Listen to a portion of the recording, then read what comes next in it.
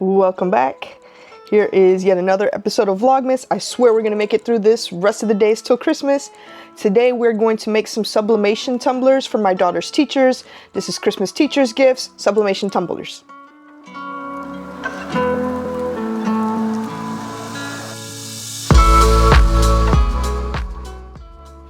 So I've done some tumblers before. I've mostly done like shirts for my daughters with sublimation. Because my sublimation printer is a lot smaller. I got it during COVID where like you couldn't even find sublimation printers, so it was a whole thing. So one thing that I can do, since I have the smaller like 8.5 by 11 format sublimation printer, is tumblers. So here's one that I did a long time ago. A lot of the other ones that I've done, I've sold them. But here's one. This one works out really nice because its background is just all white and the tumbler itself is white. So like there's no seam, because otherwise you'll usually see a seam right here, like when the sheet of paper meets itself. But this one is just it's a Hallmark Christmas movie marathon kind of day. I wish I had time to just have a marathon day. I wish. So this is what we're going for. Here's our new blank. You see how it's white, right? Sublimation tumbler. There's something inside. Oh, like rubber to put on the bottom to stop it from skidding. Good thing I took that out, because if I would have put that in the oven, oof. Obviously I'm going to take this off too. So the sublimation tumblers will usually come with these sleeves. I have some, I have plenty. This is basically what helps keep the design pressed really, really close. It's shrink wrap, so we're going to shrink wrap it with a heat gun. And we're going to put a lot of heat tape. So this is heat resistant tape, specifically for sublimation. I have a stutter, I have a problem with S's. And so yeah, so I found the design on Etsy. I did not design it myself. I found it on Etsy. I'm just going to personalize it for each teacher. So here we go. Okay, so first I just went to Etsy to my purchases, and you'll see this purchase right here. It had it on sale last night for $1.95, so I went for it, down from $7.80. So all I have to do is go to download files.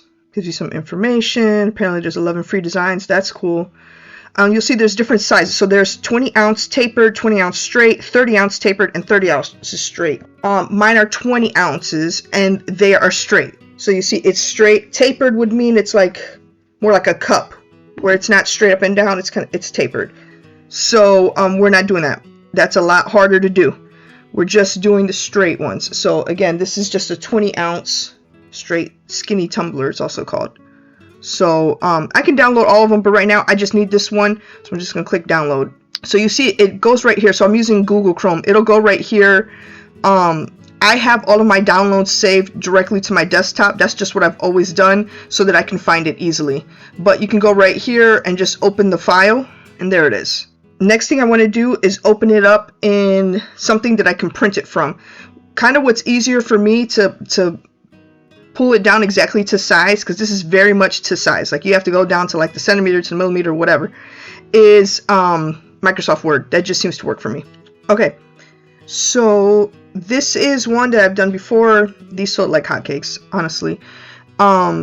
This was kind of like a viral design. Like everybody's doing this. I just bought it off of Etsy. And it just printed out really great, and it looked really good on the tumbler. So this, of course, Hocus Pocus.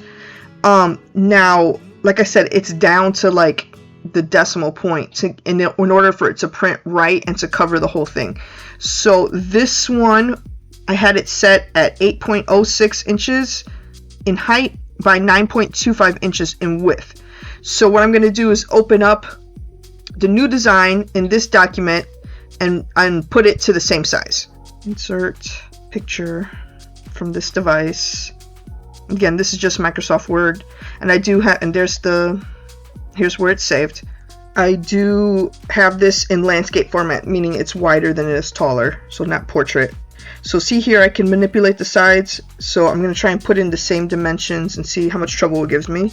8.06 by 9.14, but I need it to be 9.25. So that means I'm going to have to shave off some. I'm going to make the width the 9.25. It's going to change the height, of course. So I need it back down to 8.06. So all I'm going to do is shave off, like by cropping a little bit on the top or the bottom. That put it down to 8.05. I probably won't get it better than that. That's close enough. We're going to leave it. I don't have the time to fight with it over a 0.01 of an inch. I'll just cut it with scissors if I have to. Okay, so for the most part, that's it for the design.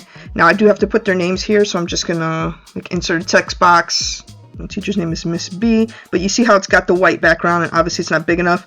So we want to move the text box. Shape fill, we're gonna put no fill. Shape outline, no outline. And then let's go back to home, and we're going to center it, make it a lot bigger, and then give it a different font also, because this is a little too simple. I mean, it should be simple because, you know, it's supposed to be like teacher, like kids, things like that, but we still want it to be a little cuter. I always love this font. So I just extended the text box all the way to the end so that it, and I have it on center, so to make sure that the font is centered like right in the middle. That'll do it. So now I'm just going to, I hate working with Microsoft Word sometimes because it's not intuitive a lot of times. So I just want to duplicate this page. Canva would have done it in 2 seconds. I could probably still go to Canva, but I'm just trying to do this quickly.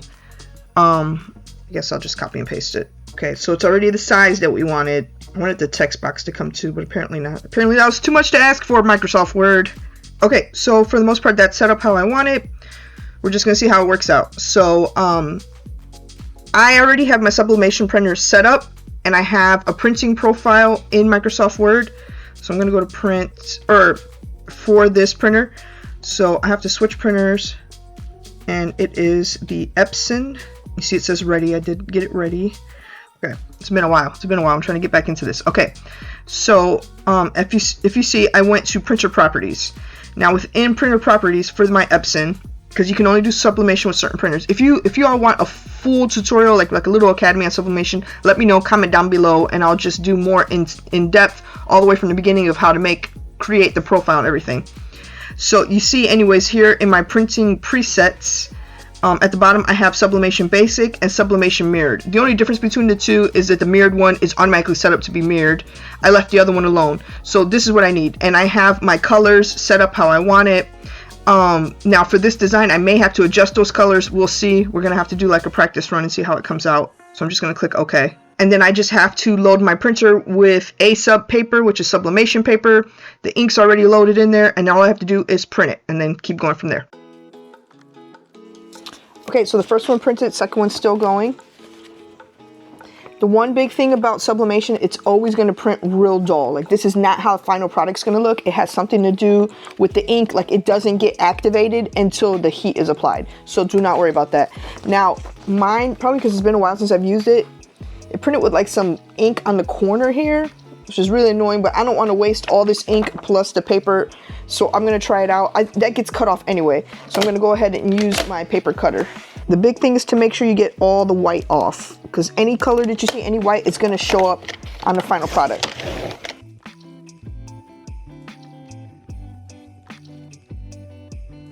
Okay, so now get rid of all those edges. Now we're just going to take the tumbler and apply it face down. So that's why we had to mirror it. Apply it face down.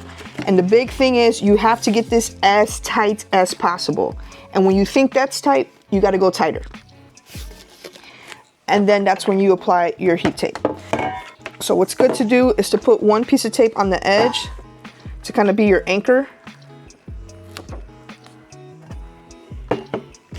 I like to stand it up so I make sure that it's, you know, all the way to the end how I want it. And not like overlapping, because I've done that before where it's like overlapped and that's not a good look. I don't know if it was something in the print settings, but it's just not wide enough. So I'm gonna have to reprint. Like, no matter how much I pull, there's still this gap there, and it's just too much of a gap. Okay, so there's been a lot of back and forth. I had some issues with the printer. I had to do like a couple, like clean the nozzle, a couple times, like a print hand clean. Then I ended up having to just do a deep clean, because then it started printing like this. And so it's supposed to be like a muted, because like I said, the heat will like activate the gases and bring the real color out. But it was like, this is just not it. This is not it. So there's a lot of back and forth, you know, some of the print head cleaning and stuff. So I had to waste a lot of ink. Like, for example, this is where I noticed there was an issue, because obviously it's supposed to be yellow. It's supposed to be a pencil. You see, here's the eraser, here's the tip, but that's not it. That's, what is that in the middle? You know what I mean? So obviously this wasn't okay when it originally printed this way. So after doing all those deep cleans and all of that, losing a little bit of my sanity, it printed like this. Now, even the best print from before, please hold, the best print from before was this. So look how much way more vibrant it is. Now I'm worried it's too vibrant by the time the like heat hits it. So we'll see. We will see. But now I ran into another problem that's just a smaller bit of a problem. So I had, remember before it was not big enough, that there was a gap. When I measured with my ruler, it was about an 1/8 inch of a gap. So using my calculus really quick, that I took for years for no apparent reason, because I use it at no part of my life. This is not calculus, but so 1 divided by 8, because that's 1/8, it gave, oops, guess I should have stuck with the calculus, huh? 1 divided by 8, 0.125 of an inch. So I added that to the 0.25 because it was a 9.25 before. So it gave me a 0.375. So I add, so that meant that I would do 9.375 inches for the width. So of course, like Microsoft Word just like rounded that to 9.3. So I did that, and when I put it around, now it fits. Now it fits the way it's supposed to. If you look, maybe when I pull it real tight, there might be just the littlest bit of an overlap, but that's okay. It's better than a gap. The only thing there is, because it doesn't allow you, I don't know, whatever.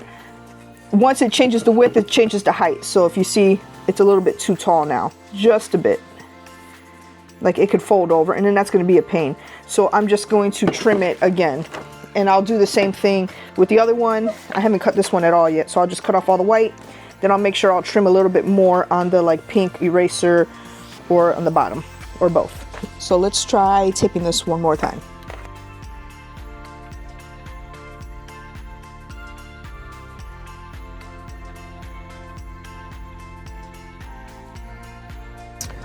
Okay, so the seed that I taped along where the two papers meet, I taped along the top and along the bottom, and I tried to like flatten out where it doesn't like curve, because it's a piece of paper around a curve, you know.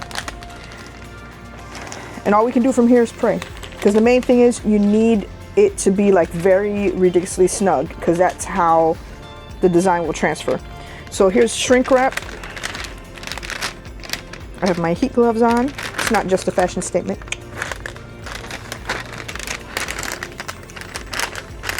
My oven is preheating.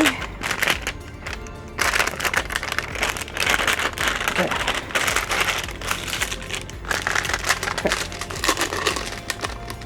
This is going to ensure like the tightest, most snug fit. So here's my heat gun.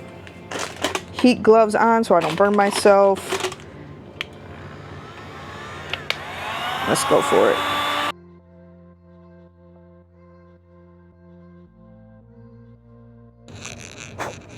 So here is a toaster oven. Now this toaster oven is specifically just for sublimation. I cannot use this for anything else, because once the gas is released in there, you can't use this for food. So some toaster ovens are not tall enough for the tumbler. In that case, you have to like turn it every so often to, you know, to make sure you get even heat. But this one is tall enough, so I can just put it right there in the middle. I have it on 400 degrees, and I'm going to set a timer for 5 minutes. Got my heat gloves on because this is going to be hot as hell. So if you look close, you can see the design poking through.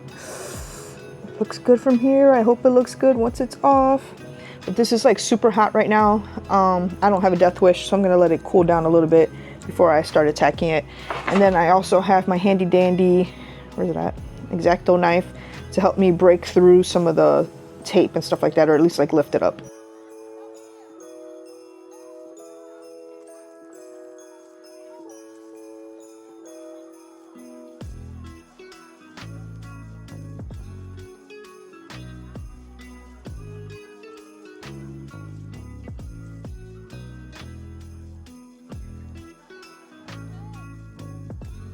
So it's not 100% perfect, but I'm just really happy about the way it turned out on the first try with this design. I mean, it's very bright, vibrant. Like, the colors couldn't be any better for me compared to like what the design was. Like, perfect. The top, perfect. It's just got just the smallest, teeniest line of white at the top, which is kind of what I wanted, because I didn't want it to be, anyway, like the bottom.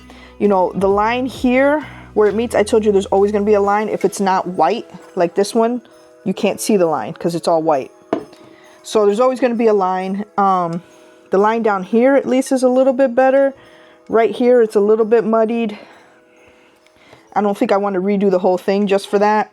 And then the bottom, because I put all that extra tape like going across, the bottom came out pretty good, because with it being such a dark color on the bottom meeting the white, I knew it was going to be a problem. So if you look really, really close, can you see that right there where it's like a little bit like ghosted, faded, like it's not there? And it's because the sheet wasn't making complete contact here. And it's, you know, it's a paper and you're putting it around a round surface. It's not going to meet everywhere. So the more tape that you can put going this way, kind of like bisecting the circle, is going to help. So right there is just a little bit of ghosting, but I've done these in the past where it was like ghosting all the way around, and that was really gross, and so I had to redo it. So in this case, that's why I put all the tape, like every time I saw it like sticking up, I put a tape across to kind of hold it in. So, you know, again, it's not perfect, but I'm really happy with the way the bottom came out. The whole thing I'm happy with. It's just right here, right here.